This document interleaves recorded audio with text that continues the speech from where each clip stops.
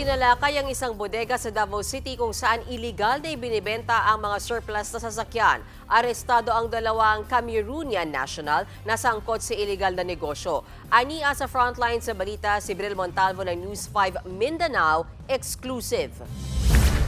Sila itong frontline. Pinasok ng mga tauhan ng National Bureau of Investigation Region 11 at Land Transportation Office Region 11 ang bodegang ito sa Davao City.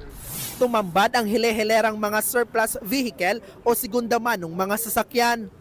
Ang ilan pa nga nabaklas na ang ilang piyesa. Dinatnan din sa bodega ang dalawang dayuhang Cameroonian na nagbebenta ng mga sasakyan. Hindi na sila nakapalag ng arestuhin.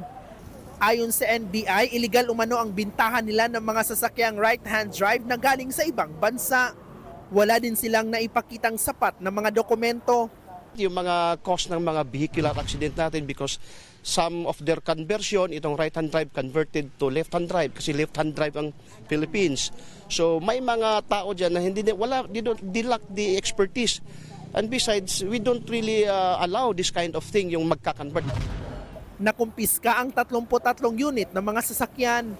Sumatotal, nagkakahalaga ang mga ito ng 2 million pesos o higit 60,000 pesos per unit. Hindi naman naaktuhan ang Pilipinong kasosyo ng mga Cameroonian sa negosyo.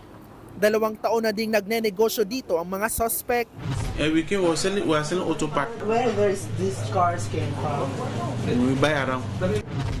Isa-isang dinala sa impounding area ng LTO ang mga iligal na sasakyan para sa disposisyon. Nakakustudiya na rin sa NBI ang dalawang dayuhan.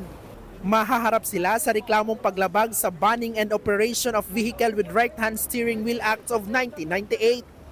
Nagbabalita mula sa frontline, Bril Montalvo, News 5, Mindanao. Mga kapatid, Mean Los Baños po, huwag magpahuli sa mga balita at impormasyong dapat ninyong malaman. Para sa mas malawak na balitaan at diskusyon, mag-follow at mag-subscribe na sa social media pages ng News 5.